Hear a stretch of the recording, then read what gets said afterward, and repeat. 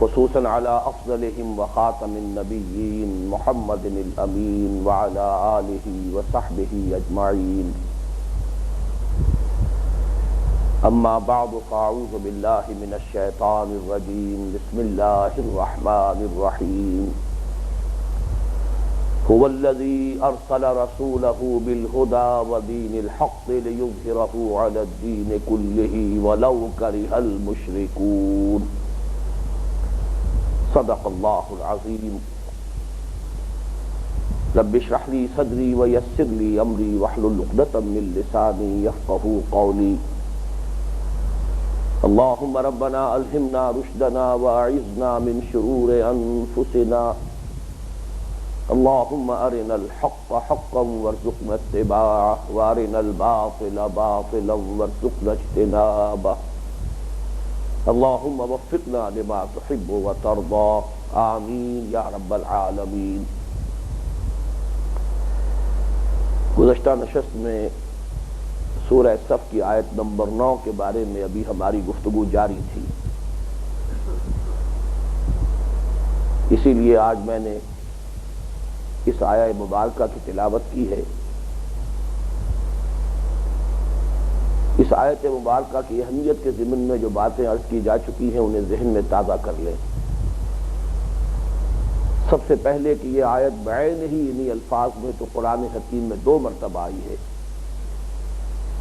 سورہ صف کی یہ آیہ مبارکہ آیت نمبر 9، سورہ توبہ میں آیت نمبر 33، پھر اس کا جو جزو اعظم ہے هو الذی ارسل رسولہ بالہدی ودین الحق لیظہرہ علی الدین کلہ، یہ حصہ تیسری مرتبہ آیا ہے سورہ فتح میں. شاہ ولی اللہ دہلوی رحمۃ اللہ علیہ کے بارے میں ایک بات تو میں صراحت کے ساتھ آپ کو بتا چکا ہوں کہ انہوں نے اپنی معرکۃ الآراء تصنیف ازالۃ الخفاء عن خلافۃ الخلفاء میں جن چند آیات قرآنی کو اہم ترین اور نہایت اساسی اور بنیادی اہمیت کی حامل قرار دیا ہے ان میں سے ایک آیت یہ بھی ہے، بلکہ اولین آیت یہ ہے. ایک دوسری روایت کہ ڈاکٹر رفیع الدین مرحوم و مغفور نے مجھے بتایا تھا کہ کسی مقام پر اپنی تصانیف میں شاہ ولی اللہ دہلوی رحمۃ اللہ علیہ نے اس آیہ مبارکہ کو پورے قرآن حکیم کا عمود بھی قرار دیا ہے. افسوس کہ اس کا حوالہ میرے پاس موجود نہیں. مولانا عبید اللہ سندھی جو فکر ولی اللہ کے یقیناً تسلسل کا ایک بہت بڑا مظہر تھے، انہوں نے اسی آیہ مبارکہ کو عالمی اسلامی انقلاب یا بین الاقوامی اسلامی انقلاب کا عنوان قرار دیا ہے. ایک حقیر اور ناچیز رائے میں نے اپنی بھی عرض کی تھی کہ سیرت النبی علی صاحب الصلاۃ والسلام کا عمود لازماً یہ آیت ہے. یعنی سیرہ مبارکہ کا فہم حاصل نہیں کیا جا سکتا جب تک کہ اس آیت مبارکہ کو سمجھ نہ لیا جائے، اس لیے کہ اس میں حضور کی بعثت کا مقصد بیان ہوا ہے، اور کسی بھی عظیم شخصیت کی اچیومنٹ کو ایسس کرنا ہو تو لازم ہے کہ پہلے یہ بات سمجھ لی جائے کہ ان کا مقصود کیا تھا، ان کا ہدف کیا تھا، انہوں نے اپنے لیے گول کیا معین کیا تھا. ظاہر بات ہے کہ رسول کا مقصد اور رسول کا گول اللہ تعالیٰ کی طرف سے معین ہوتا ہے. چنانچہ اس آیت مبارکہ میں نبی اکرم صلی اللہ علیہ وسلم کا مقصد بعثت اللہ نے بیان کیا ہے. اس کے حوالے سے دیکھا جائے گا کہ نبی اکرم صلی اللہ علیہ وسلم نے اپنے اس مقصد بعثت کو کس حد تک اور کس طریقے پر عمل پیرا ہو کر پورا کیا. اس آیت کا جو حصہ ہم پڑھ چکے ہیں اس میں سے جو باتیں متفق علیہ ہیں، هو الذی، وہی ہے وہ. ہوا کے بارے میں کوئی اختلاف نہیں. اس ضمیر کا مرجع ہے اللہ، اس لیے کہ سابقہ آیت کے آخر میں آیا ہے واللہ متم نورہ ولو کرہ الکافرون. وہ گویا کہ اس ہوا کا مرجع ہے، وہی ہے اللہ. ارسل رسولہ، جس نے بھیجا اپنے رسول کو صلی اللہ علیہ وسلم. اگرچہ رسول کا لفظ عام ہے اور یہاں نبی اکرم صلی اللہ علیہ وسلم کا اسم گرامی یا نام نامی جو ہے تعین کے ساتھ نہیں لیا گیا، لیکن اس پر اجماع ہے کہ یہاں رسولہ سے مراد محمد الرسول اللہ صلی اللہ علیہ وسلم، اس بارے میں بھی دو رائے نہیں، بلکہ اس میں جو ایک لطیف اشارہ ہے اس حقیقت کی جانب کہ لفظ رسول، اللہ کا رسول، اس کا مصداق کامل نبی اکرم صلی اللہ علیہ وسلم ہی کی ذات مبارکہ ہے۔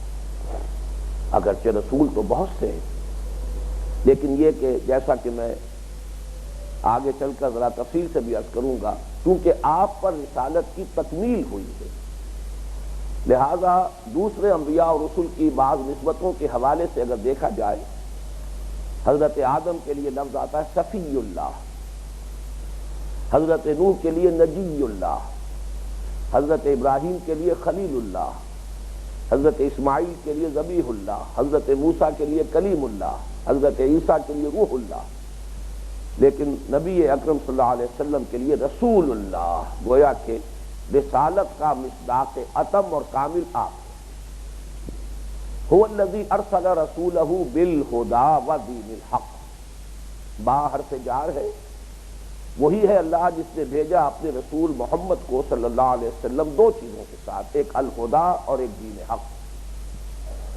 الہدا ہدن نکرہ ہے، الہدا معرفہ ہے، اس کو بھی اگر آپ چاہیں تو عام بھی رکھ سکتے ہیں، اس لیے کہ ہدایت جو حضور کے ذریعے سے نوع انسانی کو حاصل ہوئی وہ قرآن مجید کے ذریعے سے بھی ہوئی، اور آپ پر وحی خفی پر بھی نازل ہوئی، اور آپ کی سنت بھی ایک ذریعہ ہدایت ہے، لیکن یہ کہ واقعہ یہ ہے کہ الہدا کا مصداق کامل قرآن حکیم ہے، اس پر تفصیل سے میں گفتگو کر چکا ہوں۔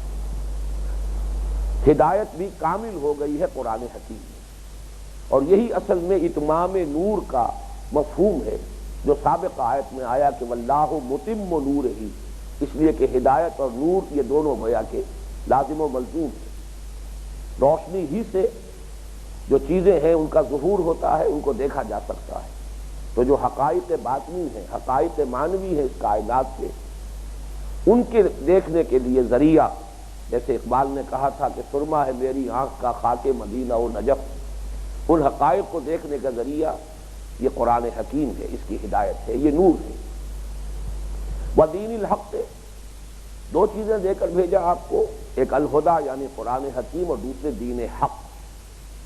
میں عرض کر چکا ہوں کہ دین حق اگرچہ ترکیب اضافی ہے، حق کا دین، اور اس معنی میں بھی یہ بات پوری طرح صحیح ہے، ذالک بأن اللہ هو الحق، اس لیے کہ ذات باری تعالی ہی الحق ہے، تو گویا کہ ذات حق کا دین، اللہ کا دین۔ اور اس جیسا کہ عام ترجموں میں آپ نے دیکھا ہوگا، یہاں اس کو مرکب توصیفی کے اعتبار سے اس کا ترجمہ کیا جاتا ہے، سچا دین، حق دین۔ دین کے بارے میں کسی قدر گفتگو تو ہو چکی تھی، آج میں ذرا مزید وضاحت کرنا چاہتا ہوں کہ قرآن حکیم میں ایک لفظ استعمال ہوا الحاد۔ الحاد کہتے ہیں کجروی کو، لحد کہتے ہیں اس قبر کو کہ جو سیدھی نہیں ہوتی بلکہ بغلی قبر ہوتی ہے، اس میں ایک دفعہ نیچے کی طرف پھر ایک سائڈ پر یہ جو ہے لحد کہلاتی ہے۔ تو الحاد کے معنی ہے ٹیڑھ پیدا کرنا۔ اللہ کے اسماء کے بارے میں، اللہ قرآن مجید کی آیات کے بارے میں الحاد کا لفظ استعمال ہوا ہے۔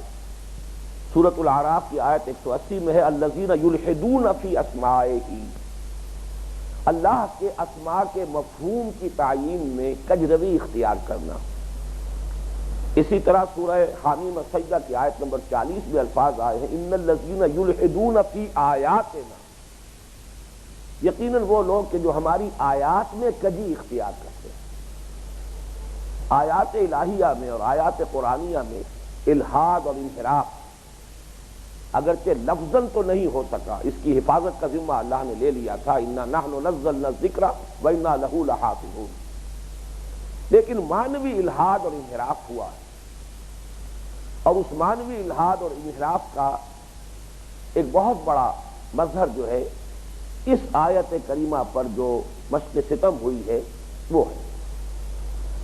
اور اس کا اصل سبب کیا ہے کہ ہمارے ہاں ایک تھوڑے سے عرصے کے بعد خلافت راشدہ آ حضور کا دور، پھر خلافت راشدہ کا زمانہ، اس کے بعد کچھ مختصر زمانہ اور اس کے بعد سے تدریجاً اسلام کے دین ہونے کی بجائے مذہب ہونے کا تصور پیدا ہوتا چلا گیا۔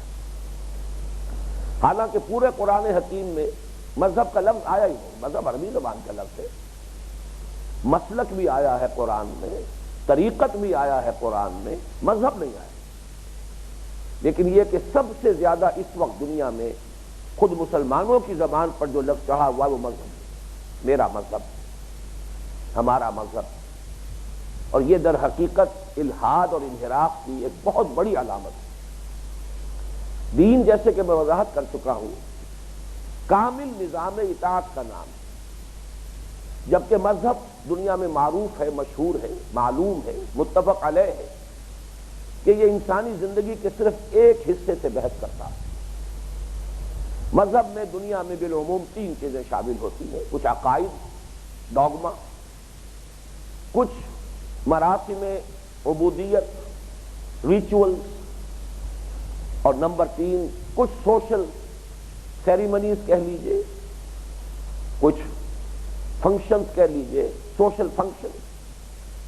اس کے سوا مذہب جو ہے باقی انسانی زندگی کے جو گوشے ہیں، اجتماعی، سیاسی، معاشی، ان سے بحث نہیں کرتا۔ تو دین تو در حقیقت نام ہے پورے نظام زندگی کا، پورے نظام اطاعت کا، اس کی وضاحت ہو چکی ہے۔ دین کے اساسی معنی وہی ہیں جو اساس القرآن یعنی سورہ فاتحہ میں وارد ہوئے ہیں۔ مالک یوم الدین، جزا و سزا کے دن کا مالک۔ دین کے معنی بدلہ، جزا و سزا اور بدلہ چونکہ کسی قانون کے تحت ہوتا ہے جس کی اطاعت پر جزا ملتی ہے اور جس کی مخالفت پر اور جس کے خلاف بغاوت پر سزا ملتی ہے، لہذا یہاں سے اس میں مفہوم پیدا ہوا اطاعت کا۔ اطاعت کے ساتھ لازماً کسی ایسی ہستی کا تصور ہے جو مطاع ہو، جس کی اطاعت کو تسلیم کیا جائے۔ یہاں سے آگے بڑھ کر اس دین کے لفظ نے جب اصطلاح کی شکل اختیار کی ہے قرآن مجید کی ایک اہم اصطلاح کی، تو اس کا مفہوم یہ ہے کہ وہ کامل نظام اطاعت جو کسی ہستی کو مطاع مطلق مان کر پوری زندگی کا نقشہ جو ہے اس کی اطاعت کے اصول پر استوار کرنے کا نام ہے، جس کی ایک مثال سورہ یوسف میں آئی، دین الملک، ملوکیت کا نظام، بادشاہ ہے، ساورن ہے، مختار مطلق ہے، اس کے ہاتھ میں کل اختیار ہے۔ الیس لی ملک مصر، کیا مصر کی بادشاہی میری نہیں ہے، میرے اختیار میں نہیں ہے؟ وہذہ الانہار تجری من تحتی، اور یہ ساری نہریں اور یہ آبپاشی کا نظام میرے اختیار میں ہے، جس کا چاہوں پانی دوں، جس کو چاہوں پانی نہ دوں۔ یہ وہ سارا دعویٰ ہے فرعون کا جو قرآن مجید میں نقل ہوا ہے۔ ایک شخص حاکم مطلق ہے، مطاع مطلق ہے، اس کی زبان سے نکلا ہوا لفظ قانون کا درجہ رکھتا ہے، اس کے تحت پورا نظام زندگی قائم ہوا، یہ دین الملک ہے۔ ما کان لیأخذ اخاہ فی دین الملک۔ اسی پر قیاس کیجئے دین اللہ، اللہ کو حاکم مطلق، مطاع مطلق، اللہ کو ہی اصل قانون ساز مان کر اس کی اطاعت میں پورے نظام زندگی کو قائم کر دینا، پوری زندگی کا نقشہ اسی پر بنانا، اسی کے قانون کے مطابق، اسی کی ہدایات کے مطابق، یہ دین اللہ ہے۔ اس میں گویا کہ انسانی زندگی ایک وحدت کی صورت میں ہے۔ اس میں تقسیم کی جائے تو اس کا نام ہے قرآن مجید کی اصطلاح میں تفریق دین۔ الذین فرقوا دینہم، فرق یفرق، فرق سے بنا ہے، باب تفریق ہے، پھاڑ دینا، توڑ دینا، ٹکڑے کر دینا۔ الذین فرقوا دینہم، جنہوں نے اپنے دین کے حصے بکھرے کر دیے، توڑ دیا، اس کے مختلف اجزاء علیحدہ کر دیے۔ یہ الذین فرقوا دینہم، تفریق دین، یہ گویا کہ سب سے بڑی جسارت ہے جو اللہ تعالیٰ کی جناب میں ناقابل عفو، اللہ تعالیٰ اسے معاف نہیں کرے گا۔ کیا آپ کسی زندگی کے کسی حصے میں اللہ کی بات مانیں، اس حصے میں تو اللہ ہی کو مقتدر اعلیٰ مانیں، لیکن کسی دوسرے حصے میں اس کے احکام کو ماننے کے لیے تیار نہ ہو۔ افتؤمنون ببعض الکتاب وتکفرون ببعض فما جزاء من يفعل ذلك منكم الا خزي في الحياة الدنيا ويوم القيامة يردون الى اشد العذاب وما الله بغافل عما تعملون۔ تو کیا تم ہماری دین اور کتاب اور شریعت کے ایک حصے کو مانتے ہو اور ایک حصے کو نہیں مانتے؟ تو جان لو کہ جو لوگ بھی یہ طرز عمل اختیار کریں گے ان کی سزا اس کے سوا کچھ نہیں ہے کہ دنیا میں انہیں ذلیل و خوار کر دیا جائے اور قیامت کے دن شدید ترین عذاب میں جھونک دیا جائے۔ اور اچھی طرح جان لو کہ اللہ تعالیٰ غافل نہیں ہے اس سے کہ جو کچھ تم کر رہے ہو۔ تم بہانے بنا سکتے ہو، دھوکے دے سکتے ہو، انسانوں کو فریب دے سکتے ہو، اللہ کو دھوکہ نہیں دینا۔ یخادعون اللہ والذین آمنوا وما یخدعون الا انفسهم۔ اللہ کو تو دین خالص درکار ہے، الا لہ الدین الخالص، خالصتاً اس کی اطاعت، مخلصین لہ الدین، وما امروا الا لیعبدوا اللہ مخلصین لہ الدین حنفاء۔ اور انہیں حکم نہیں ہوا تھا مگر اس کا کہ اللہ کی بندگی کریں، اسی کے لیے اپنی کل اطاعت کو خالص کرتے ہوئے بالکل یکسو ہو کر۔ ذرا اندازہ تو کیجئے کس کس طریقے سے بات کو واضح کیا جا رہا ہے۔ یہ ہے دین کا تصور۔ لیکن ہوا کیا رفتہ رفتہ اس دین کا تصور مذہب کے تصور میں ڈلتا چلا گیا، اور اس کا میں چاہتا ہوں کہ تاریخی جائزہ لے لیجیے۔ اس کا آغاز ہو گیا تھا خلافت راشدہ کے کچھ ہی عرصے کے بعد، اس لیے کہ خلافت راشدہ کا جو اصل امتیازی وصف ہے وہ یہ ہے کہ اس میں پوری زندگی ایک وحدت کی حیثیت سے تھی، اور مسلمانوں کی قیادت کے اندر وہ توحیدی رنگ موجود تھا۔ خلیفہ راشد حاکم وقت بھی ہے، قاضی القضات بھی ہے، امام مسجد بھی ہے، مسجد نبوی کے خطیب بھی ہے، دینی رہنما بھی ہے، وہی مفتی بھی ہے۔ گویا کہ یہ قیادت جو ہے ایک شخصیت کے اندر مرتکب ہے۔ خلافت راشدہ کی شان امتیازی ہے۔ خلافت راشدہ کے اختتام کے بعد اب یہ تقسیم ہوئی، یہ توحید سنویت میں بدل گئی۔ اب دینی معاملات کچھ علیحدہ ہو گئے، مذہبی معاملات اور دوسری طرف سیاست علیحدہ ہو گئی۔ مذہب اور سیاست کا گویا کہ ایک جدائی کا معاملہ عین اسی وقت سے شروع ہو گیا جبکہ خلافت کا نظام ختم ہوا اور ملوکیت کا نظام شروع ہو گیا۔ اب سیاسی رہنمائی کسی اور کی ہے، مذہبی رہنمائی کسی اور کی ہے۔ اور اس کا جو المناک ترین باب ہے اس داستان کا وہ یہ ہے کہ کچھ ہی آگے چل کر مذہبی قیادت بھی دو حصوں میں تقسیم ہو گئی۔ ایک علمی قیادت جس میں علماء، مفسرین، محدثین، فقہاء، مفتی حضرات، قاضی حضرات شامل تھے، اور دوسرے روحانی قیادت، صوفیاء، اولیاء اللہ۔ گویا کہ یہ وحدت تثلیث میں بدل گئی، توحید نے تثلیث کی صورت اختیار کر لی۔ بڑا پیارا مصرع ہے علامہ اقبال کا، لے گئے تثلیث کے فرزند میراث خلیل۔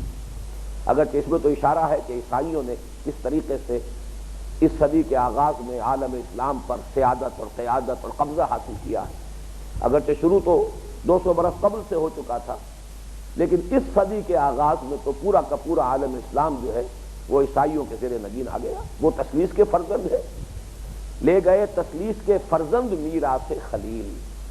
حضرت ابراہیم علیہ السلام کی میراث تو توحید ہے، لیکن یہاں جو میں عرض کر رہا ہوں وہ یہ ہے کہ اس توحید کو سب سے پہلے جو بٹا لگایا ہے وہ خود مسلمانوں نے لگایا، جبکہ ان کی قیادت جو ہے توحید کی بجائے تثلیث کی صورت اختیار کر لی۔ ایک طرف سلاطین ہیں، امراء ہیں، بادشاہ ہیں، ملوک و سلاطین و امراء، دوسری طرف علماء ہیں، فضلاء ہیں، مفتی حضرات ہیں، قاضی حضرات ہیں، مدرسین ہیں، تیسری طرف صوفیاء ہیں، اولیاء اللہ ہیں، مرشدین ہیں۔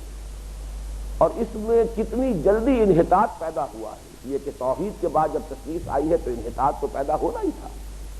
کس تیز روی سے یہ انحطاط ہوا ہے اس کا اندازہ آپ اس سے کر سکتے ہیں کہ طبقہ تبع تابعین کی ایک شخصیت ہے حضرت عبداللہ ابن مبارک رحمۃ اللہ علیہ، یعنی صحابہ پھر تابعین پھر تبع تابعین، صرف تیسری نسل ہے۔ حضرت عبداللہ ابن مبارک کے زمانے میں جو حالات پیدا ہو چکے تھے، اگرچہ یہ کہا جا سکتا ہے کہ یہ ان کی حساسیت کا مظہر ہے، شدت احساس کا مظہر ہے، کہ انہوں نے یہ شعر کہا ہے کہ وما افسد الدین الا الملوک واحبار سوء ورهبانها، دین میں جو فساد پیدا کیا ہے وہ صرف تین طبقوں نے پیدا کیا ہے۔ گویا کہ تیسری نسل تک پہنچتے ہی دین میں فساد پیدا ہو چکا تھا، اس سے بڑا ثبوت اور کیا ہوگا۔ اگرچہ ابھی یہ فساد کی ابتدا تھی، لیکن جیسا کہ میں نے عرض کیا یہ تو شدت احساس ہے۔ کوئی شخص جو ہے اس کا احساس اتنا مردہ ہوتا ہے کہ کوئی بات انتہائی شدت سے ظاہر ہو چکی ہو تب بھی وہ محسوس نہ کرے۔ اور کوئی ایسا شخص بھی ہو سکتا ہے کہ جس کا شدت احساس کا عالم یہ ہو کہ جیسے ہی اس کا ظہور ہو یا آغاز ہو وہ اسے محسوس کر لے. تو اس فیکٹر کو تو ذہن میں رکھیے. لیکن بہرحال یہ شعر جو ہے ثبوت ہے اس کا کہ یہ فساد پیدا ہو چکا تھا. وما افسد الدین، دین میں فساد پیدا کیا، دین میں بگاڑ پیدا کیا ہے، دین کو ختم کیا ہے، دین کی توحیدی شان جو ہے اس کو ختم کر کے رکھ دیا ہے 3 طبقات میں. وہ کیا ہے؟ الا الملوک، بادشاہ، امراء، سلاطین، اور نمبر 2 احبار و سوئن. احبار حبر کی جمع ہے، حبر کہتے ہیں بہت بڑا عالم، لیکن سو کا لفظ ہے، یعنی علماء سو جنہیں ہم کہتے ہیں عام، ہماری غلط عام جو تلفظ ہے علماء سو، لیکن یہ کہ یہ صحیح تلفظ علماء سو ہے. برے علماء، دنیا دار علماء ہیں، مفتی، قاضی، مفسر، محدث، لیکن حقیقتاً طالب دنیا ہے. اپنی ان تمام جو بھی توانائیاں اور صلاحیتیں ہیں انہیں حقیقت میں صرف کر رہے ہیں دنیا کے حصول کے لیے. اور تیسرے وہ رہبانوہا، راہب لوگ، صوفیہ لوگ، تارک الدنیا لوگ، جنہوں نے ترک دنیا کے پردے میں حصول دنیا کا اصل کھیل شروع کیا. جائیدادیں بن رہی ہیں، اپنی اولاد کے لیے بڑی بڑی جائیدادیں چھوڑ کر جا رہے ہیں، ذرا حالے کہ ظاہر میں فقر کا جو ہے وہ دعویٰ کیا جا رہا ہے. فقر محمدی صلی اللہ علیہ وسلم اس کا گویا کہ لبادہ پہنا ہوا ہے، لیکن یہ سارا ڈھونگ. وما افسد الدین الا الملوک واحبار و سوئن و رہبان. اب آپ اندازہ کیجئے کہ اگر یہ 2 صدی ہی ہجری کے اندر یہ صورت پیدا ہو چکی تھی تو پھر یہ کہ جیسے زمانہ گزرا ہے 1000 برس اور گزرے تو حالات کہاں تک پہنچے ہوں گے. اس سے وہ دین کا تصور ختم ہوا اور مذہب کا تصور راسخ ہوتا چلا گیا. عقائد، عبادات اور کچھ رسومات، dogma, modes of worship and some rites and rituals, بس 3 چیزیں ہیں کہ جو مذہب کے اندر شامل رہ گئے. سارا زور انہی پر، سارا انفسس انہی پر. لیکن یہ کہ یہ کیفیت جو اپنے نقطۂ عروج کو پہنچی ہے یہ اس وقت جب کہ عالم اسلام پر عیسائیوں کا غلبہ ہوا. اس کا بھی تاریخی پس منظر سمجھ لیجیے کہ عیسائیت در حقیقت ایک ایسا عجیب مذہب ہے جس میں سوائے عقیدے کے اور کچھ ہے ہی نہیں. وہاں تو کوئی خاص موڈز آف ورشپ بھی نہیں ہے، کوئی شریعت ہے ہی نہیں، نہ کوئی شے حلال، نہ کوئی شے فرض، نہ کوئی واجب، نہ کوئی حرام، کوئی شے نہیں. اس لیے کہ حضرت مسیح علیہ السلام تو یہ کہہ کر گئے تھے کہ don't think I have come to destroy law. کبھی یہ نہ سمجھنا کہ میں قانون ختم کرنے آیا ہوں، تم پر بھی شریعت موسوی لاگو رہے گی. موسائک لا تمہارے اوپر بھی لاگو رہے گا. لیکن سینٹ پال نے بیک جنبش قلم شریعت منسوخ کر دی. بلکہ ان لوگوں کی دیدہ دلیری کا یہ عالم ہے کہ شریعت کو لعنت سے تعبیر کرتے ہیں. شریعت لعنت. بہرحال شریعت کے بغیر اب کیا رہ گیا؟ صرف ایک ڈوگما ہے، حضرت مسیح کو مان لو تو بس گویا کہ تمہارے اگلے پچھلے گناہ بھی معاف، وہ کفارہ بن ہی گئے تمہاری طرف سے، بات ختم. یہ ہے در حقیقت عیسائیت کا لب لباب. اور عیسائیت کے پورے عالم میں مذہب کا مطلب ریلیجن کا مطلب صرف ڈوگما. جب عیسائی تہذیب کا غلبہ ہوا ہے، عیسائی طرز فکر جو ہے پورے عالم اسلام پر غالب آیا ہے، تو بالکل اس کی چھاپ پڑ گئی کہ مذہب، اسلام ایک مذہب ہے اور اس میں اصل اہمیت ہے عبادات کی، عقائد کی اور کچھ رسومات. ڈیڈ باڈی کو کیسے ڈسپوز آف کرنا ہے، تکفین ہے، تدفین ہے، نماز جنازہ ہے، شادی کو کیسے سالمنائز کرنا ہے، نکاح ہوگا، خطبہ ہوگا اور کچھ جو بھی رسومات ہیں ادا کی جائیں گی. پیدائش کو کیسے سیلیبریٹ کرنا ہے، عقیقہ ہے یا اور کچھ چیزیں ہیں مختلف. یہ چیزیں تو میں نے صرف وہ گنوائی ہے کہ جو صحیح ہیں، باقی جو اس میں اور ردے چڑھائے گئے ہیں وہ تو بدعات میں سے ہیں. لیکن یہ کہ اس سے آگے مذہب کا رکاوٹ زیادہ سے زیادہ یہ کہ شراب نہیں پینی ہے، سور نہیں کھانا ہے، 1-2 چیزیں اور ہیں شامل کر لیجئے، تو گویا کہ جس نے یہ کچھ کر لیا وہ اس کا مذہب کامل ہو گیا. چنانچہ اسی کا منظر ہے کہ ہندوستان میں انگریزی دور میں ایک بہت بڑے عالم دین، اور عالم دین ہی نہیں، بہت بڑے مرشد طریقت، ان کے یہ الفاظ سامنے آئے کہ ہمیں کوئی کام ایسا نہیں کرنا چاہیے جو ہمارے حکمرانوں کی تشویش کا موجب ہو، اس لیے کہ انہوں نے ہمیں مذہبی آزادی دی ہوئی. یہ مذہبی آزادی انورٹڈ کاماز میں ان الفاظ کو سمجھیے کہ یہ کس فکر کی غمازی کر رہے ہیں صاحب، انہوں نے ہمیں مذہبی آزادی دے رکھی۔ اس پر تھپی چست کی تھی بالکل بجا طور پر علامہ اقبال نے کہ ملا کو جو ہے ہند میں سجدے کی اجازت، ناداں یہ سمجھتا ہے کہ اسلام ہے آزاد۔ اسلام کو مذہب بنا دیا، مذہبی آزادی پر اپنے ان حکمرانوں کا گویا کہ شکریہ ادا کیا جا رہا ہے، ان کا احسان مانا جا رہا ہے۔ یہ ہے در حقیقت اس لفظ دین کے بارے میں الحاد اور انحراف۔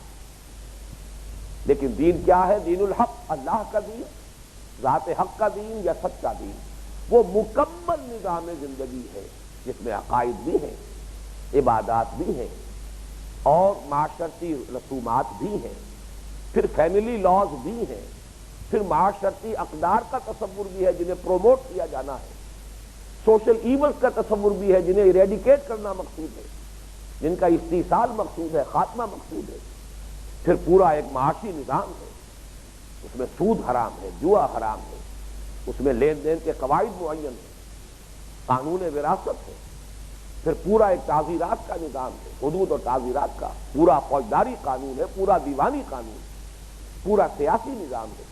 ان سب کو جمع کیجئے اور یہ سب جب اللہ کی مرضی کے مطابق، اللہ کے احکام کے مطابق، اللہ کی جو حدود معین کر دی گئی ہیں ان کے اندر اندر اگر یہ نظام جو ہے استوار کیا جائے گا تو یہ دین الحق۔ اس بات کو مزید سمجھ لیجئے کہ عہد حاضر میں یہ دین کا تصور زیادہ سمجھ میں آپ کے آ جائے گا اگر جو اس وقت کا مقبول ترین نظام سیاست ہے، ڈیموکریسی، جمہوریت، اس کی حقیقت کو اگر آپ تعبیر کرنا چاہیں دین کے لفظ کے حوالے سے، یہ دین الجمہور ہے۔ جیسے دین الملک بادشاہ کی حاکمیت پر مبنی نظام زندگی، دین اللہ اللہ کی حاکمیت پر مبنی نظام زندگی، دین الجمہور جمہور کی حاکمیت کے تصور پر مبنی نظام زندگی، ساورنٹی آف دی پیپل۔ وہاں ساورنٹی اللہ کے لیے ہے دین اللہ میں، سروری زیبا فقط اس ذات بے ہمتا کو ہے، حکمراں ہے ایک وہی، باقی بتانے آگے۔ اب آگے چلیے، هو الذی ارسل رسولہ بالہدی ودین الحق، وہی ہے اللہ جس نے بھیجا اپنے رسول کو صلی اللہ علیہ وسلم، الہدی یعنی قرآن حکیم، ہدایت کاملہ، اور دین حق یعنی اللہ کی اطاعت کا نظام دے کر بھیجا، لِیُظْہِرَہُ عَلَى الدِّینِ کُلِّهِ، تاکہ وہ غالب کر دے اسے پورے کے پورے دین پر، پورے کے پورے نظام اطاعت پر۔ اس میں اب ذرا میں تفصیل سرچ کرنا چاہتا ہوں، لِیُظْہِرَہُ، یہ اگرچہ یوں سمجھیے کہ لفظ تو ہمارے اعتبار سے ایک شمار ہوگا، لکھا ہوا جائے گا تو اسی طرح سے کہ ایک لفظ ہے، لام اس میں حرف جار ہے، تاکہ یظہرو، وہ غالب کر دے، اس میں فعل اور فاعل دونوں موجود ہیں، ضمیر فاعلی ہے اور فعل ہے اظہار، ہو یہ ضمیر مفعولی ہے، یہ تیسرا حصہ ہے اس کا، اور ترجمہ لفظی یہ ہوگا ابھی سیاق و سباق اور اس کے مفہوم اور معنی سے ایک طرف بالکل لفظی ترجمہ کر دے، تاکہ وہ غالب کر دے اس کو۔ تو سب سے پہلے لفظ اظہار کا جو ترجمہ ہے غالب کر دے، اس کو سمجھ لیجئے کہ اظہار کے معنی کیا ہے۔ ظاہر کے معنی دو ہے، ظاہر ایک وہ شے ہے جو نمایاں ہو، آیا ہو، بالکل سامنے ہو، یہ ظاہر ہے، یہ باطن کے مقابلے میں آئے گا۔ ضرور ظاہر الاسم و باطنہ، مسلمانوں گناہ وہ بھی چھوڑ دو کہ جو چھپا ہوا ہو، اور گناہ وہ بھی چھوڑ دو کہ جو ظاہر اور آیا ہو۔ گناہ کی ہر حالت سے اپنے دامن کو پاک کر لو، اس سے اجتناب کرو۔ وہ ظاہر والباطن، اللہ ظاہر بھی ہے الباطن بھی، تو باطن کے مقابلے میں ظاہر وہ شے ہے کہ جو نمایاں ہے، آیا ہے، سامنے ہے۔ اور دوسرے معنی اس کے غالب، آیا ہوا، مستولی، مسلط۔ یہ کیوں ہے یہ دو معنی اس لفظ کے، اس کو سمجھ لیجئے۔ ظہر اصل میں کہتے ہیں پیٹھ کو، کمر، پیٹھ، اور جیسے کہ عام طور پر علی ظہورہا قرآن مجید میں بھی آیا ہے کہ جب تم اپنے چوپایوں کی پیٹھوں پر سوار ہو جاتے ہیں، گھوڑے کی پیٹھ پر انسان سوار ہے، اب آپ ذہن میں رکھیے کہ اس میں راکب اور مرکب، مرکب وہ ہے کہ جس پر کوئی سوار ہے، راکب وہ ہے کہ جو اس پر سوار ہے۔ اب یہاں نظر آ جائے گا کہ ظاہر بات ہے کہ راکب غالب ہے مرکب پر، مرکب اس کے کنٹرول میں ہے، تبھی تو وہ راکب ہے، ورنہ تو وہ زور گھوڑا جو ہے اسے پٹخنی دے گا، کہیں گرا دے گا۔ اگر وہ واقعی سوار ہے تو وہ غالب ہے گھوڑے کے اوپر، گھوڑا اس سے قابو ہے. اور مرکب کے مقابلے میں راکب جو ہے وہ زیادہ ظاہر بھی ہے، عیاں بھی ہے، بلند بھی ہے، اونچا ہے. تو یہ دونوں مفہوم، اظہار، کسی کی پیٹھ پر سوار کر دینا، کسی شے کو نمایاں کر دینا جیسے کہ راکب مرکب پر نمایاں ہوتا ہے، اور کسی کو غالب کر دینا جیسے کہ راکب مرکب پر غالب ہوتا ہے. لِیُظْہِرَہُ، اب یہاں پہ ضمائر کی بحث ہے جس کے بارے میں نے ابتدا میں عرض کیا تھا کہ کچھ لوگ کہ جو کنی کترانا چاہتے ہیں، جان بچانا چاہتے ہیں، تپتی راہیں مجھ کو پکارے، دامن پکڑے چھاؤں گھنیری، اظہار دین حق کے فریضے سے کنی کترا کر جان و مال جو ہے اس کے لیے خطرات اور قربانیاں جو ہے وہ مول لینے کو تیار نہیں ہیں. انہوں نے یہاں ضمائر کا جو ہے ایک ایسا مسئلہ اور ایک ایسی بحث کھڑی کر دی ہے کہ جس میں واقعہ یہ ہے اپنی جگہ پر کہ ان کی ساری کوششیں رائے گاں ہیں. جیسا کہ میں عرض کر چکا ہوں، قرآن اپنے مفہوم کی حفاظت کرنے پر خود پوری طریقے سے قادر ہے. لا یاتیہ الباطل، اس پر باطل حملہ آور ہو ہی نہیں سکتا، نہ سامنے سے من بین ولا من خلفہ، من بین یدہ ولا من خلفہ، نہ تو سامنے سے نہ پیچھے. اس کو میں واضح کر دینا چاہتا ہوں کہ دو رائے ہیں یظہرہ کی ضمیر فاعلی کے بارے میں. ایک تو یہ کہ اس سے مراد ہے کہ رسول غالب کر دے، گویا کہ مرجع جو ہے رسول ہے، هو الذی ارسل رسولہ، یظہرہ کی ضمیر فاعلی رسولہ کی طرف راجع ہے. لیکن دوسری رائے یہ دی گئی ہے کہ یہاں اصل میں مراد اللہ ہے، تاکہ اللہ غالب کر دے. گویا کہ یہ غالب کرنے کا فریضہ محمد صلی اللہ علیہ وسلم اور ان کے ساتھیوں کا نہیں تھا، یہ تو ایک تکوینی فعل تھا. اللہ تعالیٰ کی اپنی مشیت، اللہ کی اپنی قدرت، اللہ تعالیٰ کے اپنے فیصلے کے تحت ہوا ہے. اس میں نہ اس وقت کسی انسانی کسی جد و جہد کو کوئی دخل تھا، کسی ارادے کو کوئی دخل تھا، کسی پلاننگ کو کوئی دخل تھا، اور نہ آئندہ اس کے لیے کسی انسانی محنت اور جد و جہد کا کوئی سوال ہے. یہ تو تکوینی معاملہ ہے، اللہ تعالیٰ جب چاہے گا کر دے گا. لِیُظْہِرَہُ کا نوٹ کر لیجئے. ضمیر فاعلی کے بارے میں دو رائے آئیں، فاعل اللہ ہے یا فاعل اللہ کا رسول ہے صلی اللہ علیہ وسلم. اسی طرح ضمیر مفعولی کی دو رائیں تو موجود ہیں. لِیُظْہِرَہُ، ہو سے مراد اللہ کا دین، دین حق نمبر ایک، یا رسول یہ نمبر دو. ایک تیسری رائے اور بھی ممکن ہے، اگرچہ وہ میرے علم میں نہیں ہے کہ کسی نے اس کو اختیار کیا ہو. ہو کی ضمیر فاعلی خود اللہ کی ذات کی طرف بھی راجع ہو سکتی ہے. گویا کہ 6 ترجمے ہو سکتے ہیں. تاکہ اللہ غالب کر دے اپنے دین کو، تاکہ اللہ غالب کر دے اپنے رسول کو. دوسرا ترجمہ کیا ہوگا؟ تاکہ رسول غالب کر دے دین حق کو، یا رسول غالب کر دے اللہ کو پورے کے پورے نظام پر. یہ 4 مفاہیم اس سے نکل سکتے ہیں، لیکن یہ کہ ذرا تجزیہ کریں گے تو نظر آئے گا کہ چاروں کا اصل مدلول، اصل مفہوم کے اعتبار سے چاروں میں کوئی فرق نہیں. اللہ غالب کر دے یا رسول غالب کر دے، ہمارا ایمان ہے کہ فاعل حقیقی تو ہر فعل میں، ہر حال میں صرف اللہ ہے. لا فاعل فی الحقیقت ولا مؤثر الا اللہ. میں نے یہ چیز اٹھائی، اگرچہ میں نے ارادہ کیا، میں نے کوشش کی، لیکن فاعل حقیقی اللہ ہے. میں کاسب عمل تو ہوں، خالق عمل نہیں ہوں، اس لیے کہ میرا پورا وجود اللہ کے اذن کے تابع ہے. اللہ کے اذن کے بغیر کوئی پتہ تک جنبش نہیں کر سکتا. لہذا کاسب عمل تو انسان ہے، اپنے ارادے کی بنا پر نیکی اور یا بدی کا ارتکاب اس نے کیا ہے، لیکن خالق عمل واللہ خلقکم وما تعملون، اللہ ہی نے تمہیں بھی پیدا کیا اور جو تم عمل کرتے ہو ان کا خالق بھی وہی ہے. لیکن اس کے یہ معنی تو نہیں ہے کہ انسان کا کوئی ارادہ، انسان کی محنت، انسان کی مشقت، انسان کی جد و جہد کی کوئی حیثیت نہیں. ذرا غور کیجئے، قرآن مجید میں سورہ انفال میں فرمایا کہ اے نبی، جب آپ نے مٹھی بھر کر کنکریوں کی پھینکی تھی لشکر کفار کی طرف، فما رمیت اذ رمیت ولکن اللہ رمی، یہ مٹھی آپ نے نہیں پھینکی تھی کنکریوں کی بلکہ اللہ نے پھینکی تھی. لیکن اس سے متصل قبل یہ الفاظ بھی ہیں، فلم تقتلوہم ولکن اللہ قتلہم. اے مسلمانوں، تم نے نہیں قتل کیا ان کو بلکہ اللہ نے قتل کیا. اس کا مفہوم کیا ہے؟ عتبہ ابن ربیعہ کو تو واصل جہنم حضرت حمزہ نے کیا تھا بالفعل. اسی طریقے سے عتبہ کے بھائی کو اور بیٹے کو دونوں کو واصل جہنم تو حضرت علی نے کیا تھا رضی اللہ تعالی عنہما۔ اب ان دونوں چیزوں کو جمع کیجئے، فاعل حقیقی اللہ ہے، لیکن اس وقت جو تلوار چلی ہے وہ تو حمزہ کے ہاتھ سے اور حضرت علی کے ہاتھ سے چلی۔ اگر وہ میدان میں نہ آتے، اگر وہ خطرہ مول نہ دیتے، ظاہر بات ہے جو بھی مبارزت قبول کرتا ہے میدان میں آتا ہے وہ اپنی جان کا خطرہ لے کر آتا ہے۔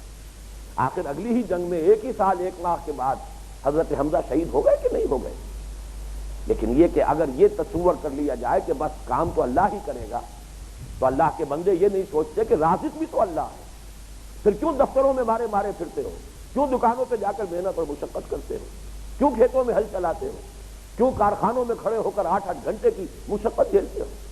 رازق تو اللہ ہے، رازق حقیقی اللہ ہے۔ اندازہ کیجئے کہ کس درجے خلط مبحث اور کج بحثی کا معاملہ ہے کہ جو صرف ان ضمیروں کے الٹ پھیر کے حوالے سے لوگوں کے ذہنوں کے اندر پیدا کر دیا گیا۔ اللہ خالق حقیقی ہے، لیکن اس کے لیے عملی جد و جہد کی ہے محمد الرسول اللہ والذین معہ نے، جانیں انہوں نے دی ہے، ایثار و قربانی کی روش انہوں نے اختیار کی ہے، گھر بار انہوں نے چھوڑے، اپنی جانوں کا نذرانہ پیش کیا ہے، انہوں نے انفاق مال بھی کیا ہے، بذل نفس بھی کیا ہے، کیسی کیسی مشقتیں جھیلی ہیں اور کیسی کیسی ماریں کھائی ہیں۔ محمد الرسول اللہ والذین معہ اشداء علی الکفار رحماء بینہم۔ تو اس میں کوئی فرق واقع نہیں ہوتا کہ یہ ضمیر اللہ کی طرف راجع ہو یا اللہ کے رسول کی طرف راجع ہو، جہاں تک اس کی مراد اور اس کے اصل مفہوم کا تعلق ایک ہی ہے۔ اسی طرح اللہ غالب ہو جائے پورے کے پورے دین پر، یا اللہ کا رسول غالب ہو جائے پورے کے پورے دین پر، پورے کے پورے نظام اطاعت پر، یا اللہ کا دین غالب ہو جائے پورے کے پورے نظام اطاعت پر، مفہوم اور معنی اور مدلول میں تو کوئی فرق واقع نہیں ہوا۔ اللہ کا غلبہ ہی تو ہے، وَيَكُونَ الدِّينُ كُلُّهُ لِلَّهِ قَاتِلُوهُمْ حَتَّى لَا تَكُونَ فِتْنَةٌ وَيَكُونَ الدِّينُ كُلُّهُ لِلَّهِ۔ اس پورے جہاد اور قتال کا آخری ہدف یہی تو ہے کہ کل کے کل نظام اطاعت اللہ کے تابع ہو جائے، اللہ کا ہو جائے، پورا دین اللہ کے لیے ہو جائے، تو گویا کہ اللہ کا غلبہ ہو گیا، اللہ کی حکومت قائم ہو گئی، اللہ کی حاکمیت جو ہے اس کا نفاذ ہو گیا۔ پھر یہ کہ رسول اگر غالب آ گئے تو رسول نے اپنی حکومت کو قائم نہیں کی، اپنی کوئی ڈائنیسٹی اور اپنی کوئی خاندانی بادشاہت کا نظام تو شروع نہیں کیا۔ رسول کا غلبہ بھی اللہ کے دین کا غلبہ ہے، اور اللہ کے دین کا غلبہ تو اللہ کے دین کا غلبہ ہے ہی۔ تو یہ جتنے بھی معنی کر لیے جائیں کوئی فرق واقع نہیں ہوتا، مفہوم ایک ہی ہے۔ اسی لیے میں کہہ رہا ہوں کہ قرآن مجید مہیمن ہے، اپنے مضامین کی، اپنے مفاہیم کی حفاظت کرنے پر پوری طرح قادر ہے۔ آگے پھر ایک لفظ آ رہا ہے اور اس میں بھی اسی دین کے تصور کے ساتھ مزید اضافہ ہوا الحاد اور انحراف کا، لِیُظْہِرَہُ تاکہ غالب کر دے اس کو۔ اور یہاں پر اب تمام ضمائر کی اس پوری بحث کے بعد جو مفہوم سب سے زیادہ نمایاں اور واضح ہوتا ہے وہ اس سے تاکہ رسول غالب کر دے اللہ کے اس دین کو، دین حق کو، علی الدین کلہ، پورے کے پورے دین پر۔ یہاں بھی آج کل کے جو تراجم زیادہ کہ جو معروف ہو گئے ہیں اور مشہور ہو گئے ہیں، متداول ہیں، ان میں ترجمہ کیا جاتا ہے دین کلہ کا تمام ادیان۔ یہ بھی در حقیقت وہ مذاہب کا تصور ہے کہ جو یہاں اس ترجمے میں بھی گھس گیا ہے۔ اس کے لیے میں آپ سے عرض کرتا ہوں کہ اگرچہ اردو تراجم جو ہیں ان کے سب سے بڑے منبع اور سرچشمے جو ہیں وہ 2 تراجم ہیں جو شاہ ولی اللہ دہلوی رحمۃ اللہ علیہ کے 2 عظیم فرزندوں شاہ رفیع الدین اور شاہ عبد القادر نے کیے ہیں رحمہم اللہ۔ شاہ عبد القادر کا ترجمہ اس میں کچھ محاورے کی رعایت زیادہ ہے، لوگوں کے فہم کے قریب جو پاپولر یوسیج تھا زبان کا اس وقت، اس کی زیادہ التزام کی کوشش کی گئی ہے تاکہ مفہوم لوگوں کے ذہنوں تک پہنچ جائے۔ جبکہ شاہ رفیع الدین دہلوی رحمۃ اللہ علیہ نے جو ترجمہ کیا تھا وہ خالص لفظی کیا تھا، اس میں لفظ کے اصل مفہوم ہی کی رعایت رکھی ہے، چاہے وہ محاورہ اور عام جو عرف ہے اس وقت کا اس کے مطابق نہ ہو۔ اور یہی 2 تراجم سمجھ لیجئے کہ جتنے اس کے بعد اردو کے ترجمے ہوئے ہیں، جتنی تفسیریں لکھی گئی ہیں، کوئی مترجم کوئی مفسر ایسا نہیں ہے جو ان سے مستغنی رہا، انہی کا تسلسل ہے، انہی سے خوشہ چینی ہے۔ البتہ یہ بہت کم لوگوں کی جرأت ہوتی ہے کہ وہ تسلیم کر لیں کہ ہم نے فلاں فلاں جگہ سے جو ہے وہ فائدہ اٹھایا ہے، استفادہ کیا ہے، لیکن حضرت شیخ الہند رحمۃ اللہ علیہ کی عظمت کا میں اس اعتبار سے بھی قائل ہوں، مولانا محمود حسن رحمہ اللہ کا، کہ انہوں نے اپنے ترجمہ قرآن کے دیباچے میں صاف لکھ دیا ہے کہ یہ میرا ترجمہ نہیں ہے، یہ وہی شاہ عبد القادر دہلوی کا موضح القرآن ہے، لیکن چونکہ 100 برس گزر چکے ہیں، وہ 1805 یا 1808 میں شائع ہوا تھا یہ ترجمہ شاہ عبد القادر رحمہ اللہ، اور شاہ رفیع الدین کے یہ ترجمے 1805-1808 کے آس پاس چھپے، اور یہ شیخ الہند کا ترجمہ جو ہے یہ کچھ 1920 کے آس پاس چھپ رہا ہے۔ اس اعتبار سے 1 صدی سے زائد کا عرصہ بیت چکا تھا، اور اس دوران میں اردو زبان کے محاورے میں کچھ نہ کچھ تبدیلی آ چکی۔ انہوں نے کہا میں نے صرف محاورے کی رعایت کی ہے کہ اردو زبان کے استعمالات میں الفاظ میں جو فرق ہو گیا ہے، میں نے کوشش کی ہے کہ اس کو اس وقت جو اردو کے استعمالات ہیں اس کے مطابق کر دوں، ورنہ ترجمہ اصل میں ہونے کا۔